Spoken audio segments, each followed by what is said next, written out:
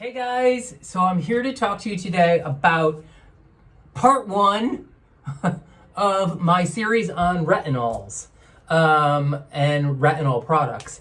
I have kind of been putting this blog review and article off forever.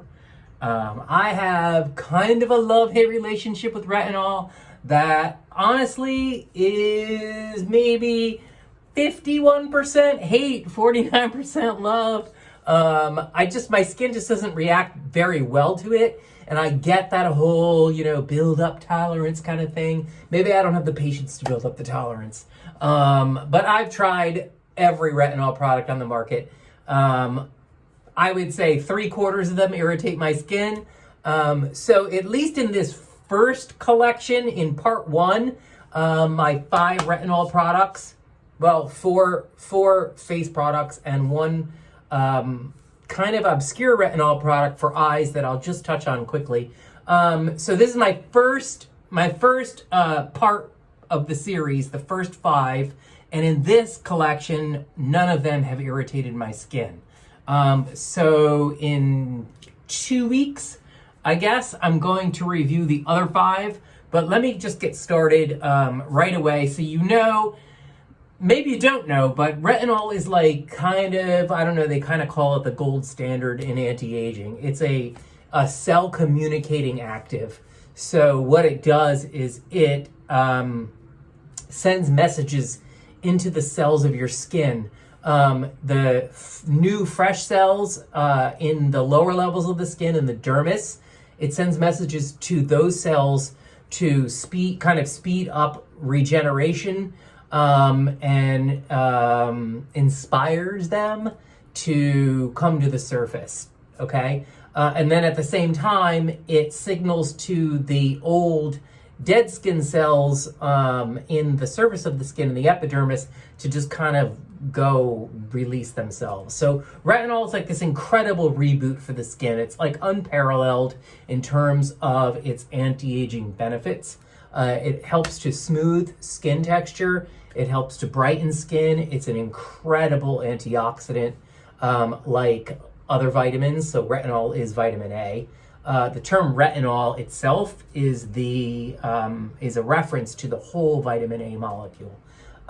So vitamin A, vitamin C, obviously, vitamin B3, which is niacinamide. They're all 3 really potent antioxidants. They all have terrific skin brightening benefits. But so retinol itself, the whole vitamin A molecule, can tend to be, to put it mildly, irritating, sensitizing, horrifying for some people, including me from time to time. There are multiple forms of this vitamin A that are kind of along a line of in terms of potency, tolerance, and intolerance of the skin. At the beginning, the weakest side of these retinoids is retinol palmitate. It's the weakest. It doesn't have to undergo as much of a conversion process in the skin. You don't get as many benefits from it, but you get some benefit. And for those who can't really tolerate retinol, particularly at higher concentrations, like 0.5%, 1%, that kind of thing, that Paula's Choice 1% retinol, oh my God. I almost burned my face off with that. That was the first retinol product I ever used. There's retinaldehyde, there's retinol itself, there's retinoic acid. Retinoic acid you might know as, that's the purest form, the most active form, and that is very often prescription strength. Retin A, tretinoin, those are retinoic acids. They're all part of the retinoid family. There's also a new form of retinol or retinoid called HPR, hydroxypinacolone, I think. Retinoate. I got the last part right. Just call it HPR. HPR actually mimics the greatest benefits of retinoic acid, without the irritation. And so you might also know HPR as gram-active retinoid. So the Ordinary has two separate strengths of HPR or gram-active retinoid. Wander Beauty's Do Not Disturb is one of my favorite retinol treatments of all time. It's made with HPR. This stuff is fantastic. It's perhaps the most sensorial, luxurious retinol product that I have ever tried. Retinoids. See, I'm doing it too. Like, everybody does it. It's just exquisite. It's exquisite. I love everything that Wander Beauty makes. So Do Not Disturb is $68. It's got HPR in it. It's got camellia seed oil, green tea seed oil. So terrific antioxidant benefits. If you do not mind lavender in your skincare, I prefer not to have lavender in my skincare because lavender is essentially fragrance. It's a fragrant plant oil. If you don't mind it, you will love this product. I love this product, and I really don't like lavender. So check it out. It's pretty amazing. It's got 1% HPR in it. I know we're all percent happy. Speaking of percents, this is like, what is this name? It's so complicated. 0.3% retinol plus 2% bakuchiol treatment. So you might have heard that that bakuchiol is the natural alternative to retinol. They're not equivalent. Retinol has that cell communicating property to it. Bakuchiol does not have that, as far as I understand. However, it's got some, skin smoothing, brightening. It helps to even out skin tone. And certainly for people who have an intolerance or sensitivity to retinol, this is the way to go. But interestingly, bakuchiol is the way to go. Interestingly, Paula, of course, combined retinol and bakuchiol. I think this product launched about a year ago. And as I understand it, they work really well together. Bakuchiol helps to stabilize retinol so that you get greater efficacy over time. The retinol stays as potent as it did originally. This also has peptides in it and vitamin C. I really, really like this. What I don't like about retinol is the smell, that retinol smell. And this has it. So, I mean, wait, I smeared it in. You see, you can always tell a retinol product is usually has that yellowish tint to it, and it smells like retinol. Might as well get to smoothing out the skin on my neck. Paula's retinol and bakuchiol combination is a really, really good product, okay? Like, everything Paula does is fantastic. This is $54. You really can't go wrong. It's a really terrific product. I have, again, not experienced any sensitivity to it. It's only got 0.3% retinol in it, so it's not super strong. It's kind of like a moderate strength, I would say. Really good stuff.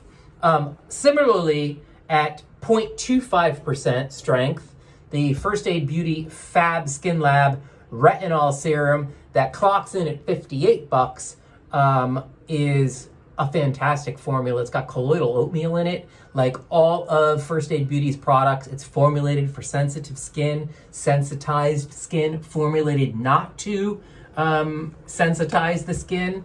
You're gonna see that it has that yellow retinol look and ick. The ick. The retinol ick. My neck is gonna be like, later on, it's gonna be all inflamed. But I love everything that First Aid Beauty does.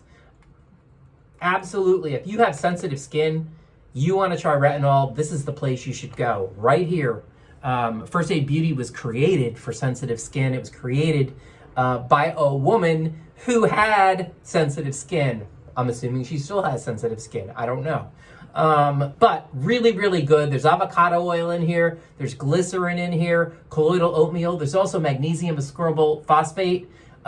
which is a form of vitamin C that can help to regulate sebum production in the skin. So if you have if you have oily skin, if you have sensitive skin, if you have oily and sensitive skin, this is the way to go. Really terrific product. And then that brings me to the Clinical Beauty from the Clean Beauty Company. This, similarly to the Paula's Choice bakuchiol and retinol, has a combination of bakuchiol and retinol. 0.3% retinol, which is the same as the Paula's Choice, but it's got 3% bakuchiol. What's really fantastic about this product and all of the Clean Beauty Company's products is that it is 100% skin active. Now, you see, we're not talking about that yellowish retinol look, are we? And it also doesn't smell like retinol, interestingly.